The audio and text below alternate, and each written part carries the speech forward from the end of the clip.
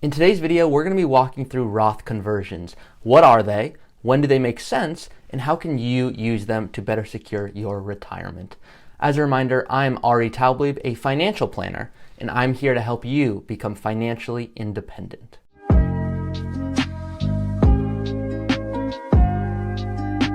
So in today's video, we're going to be walking through Roth conversions, specifically how you can best use them and if they're even applicable for your situation. So to start, what is a Roth conversion? Why do people talk about them and why are they so often referred to in the retirement space?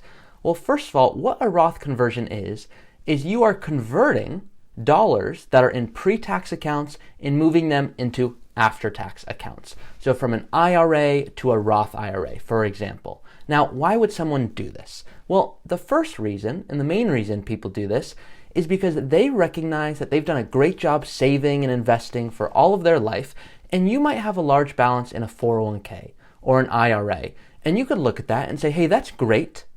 Or you could look at that and say, that's great, but what is that going to mean for the future? Because if we don't take any action, it might actually feel pretty good in the first few years of retirement, but then as you get later into retirement, at age 72 specifically, things called required minimum distributions are going to begin.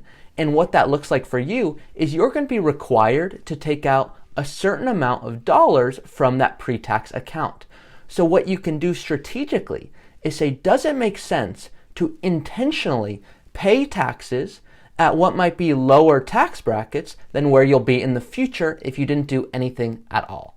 So not necessarily it makes sense for every single person, but for certain people who do have large balances in those pre-tax accounts, it can literally save hundreds of thousands of dollars over the course of your lifetime by implementing these Roth conversions.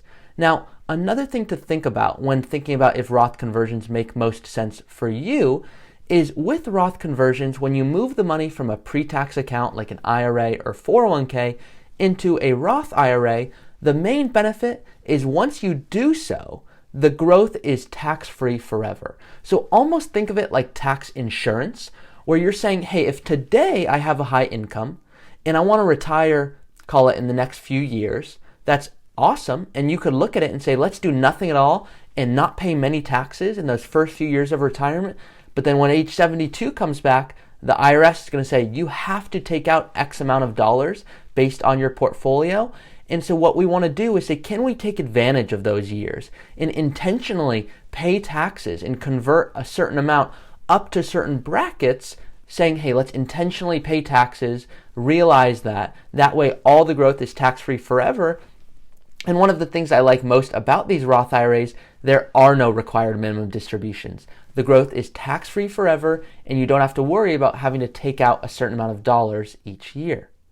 Now, let's work into an example so you can better understand this.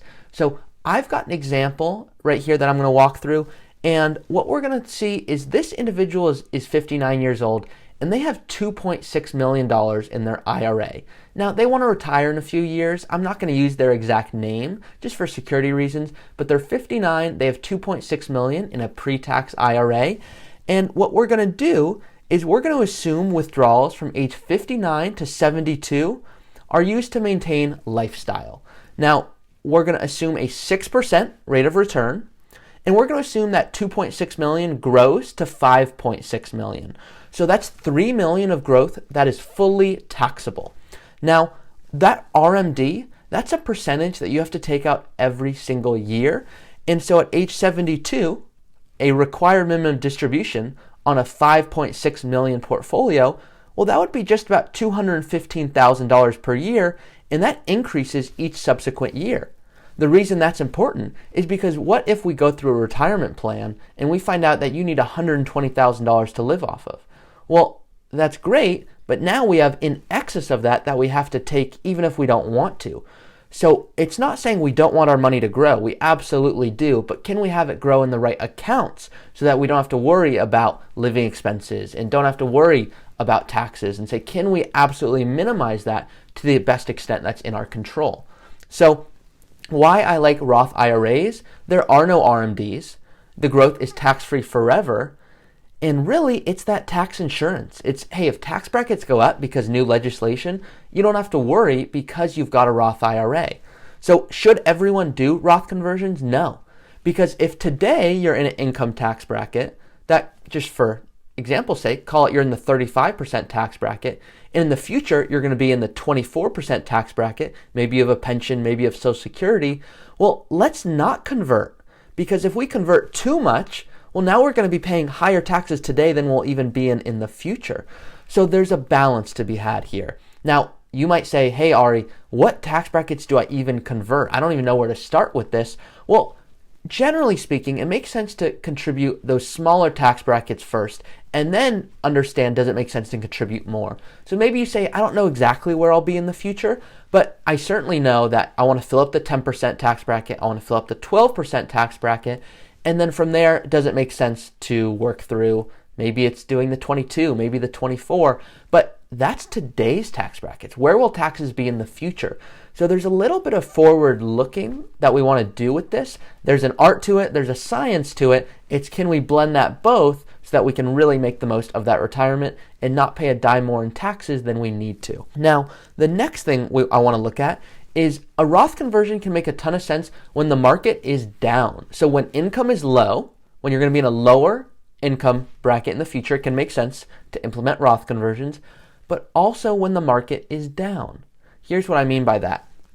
Let's assume you have $500,000 in a traditional IRA. Now, let's assume you're invested in the S&P 500 index. Once again, the 500 largest companies in the US. We can invest anyway, but for this example, you have $500,000 in a pre-tax account, an IRA. You're going to go ahead and invest that $500,000. Now, let's assume that you convert $50,000 a year from the IRA to the Roth IRA, and I'm going to show that you do that over the next 5 years. So that $50,000 per year, that represents 10% of the total portfolio, which is $500,000.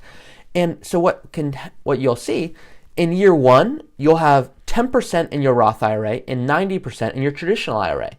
So 10% of the growth of that conversion is now happening in your Roth IRA, 90% is in the IRA. So you're saying, Ari, that's great. It's not as much as maybe I'd want, but what if the market takes a big downturn? And I'm going to assume it drops 50%. I know, extremely unrealistic, but for example's sake, I think it's powerful.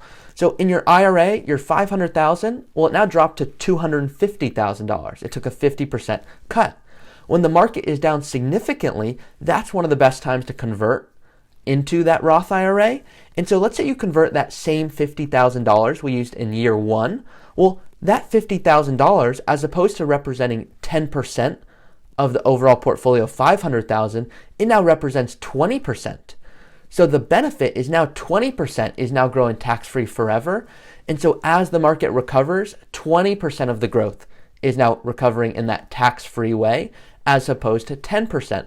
So when we're going to look at it, there's no magic number to saying, hey, Ari, if it decreases by 30%, should we do a conversion?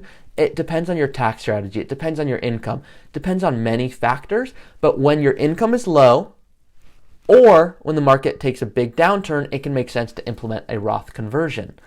Now, one of the other things I want to look at is which spouse should do a Roth conversion first. You might be single and saying that doesn't apply to me, but with Roth conversions, the older spouse, more often than not, should convert their IRA first because they're going to be forced to take those RMDs sooner. So we want to understand when those RMDs are going to occur. How can we limit that? Now, what I don't want you to do, and this is a big disclaimer, is some people hear this and go, wow, Ari, I want to make sure RMDs don't happen to me. Let me make sure my IRA does not grow. And we're not saying we don't want your account to grow. We want it to grow, but can we be very intentional and strategic about the growth, making sure it's growing in the right accounts? So there's a million factors we could look into with Roth conversions, and in fact that there are and we will in future videos. But this is just the basics about Roth conversions, when they might make sense, when they don't make sense. I want to give a framework around that. So if you're hoping to create your secure retirement, you can always reach out to me, and I would be happy to walk you through what that looks like. You can check out my podcast, Personal Finance Redefined, for more information like this. And then lastly, please subscribe, like this video, and share it if it's been helpful for you. I know there's a ton of confusing information out there. My goal is to make it as clear, concise as possible. And I want to help everyone create that secure retirement. Whether it's working with me, a different financial planner, or watching videos like this on YouTube, I think education is so powerful. So please do share it with someone if you think this has been helpful.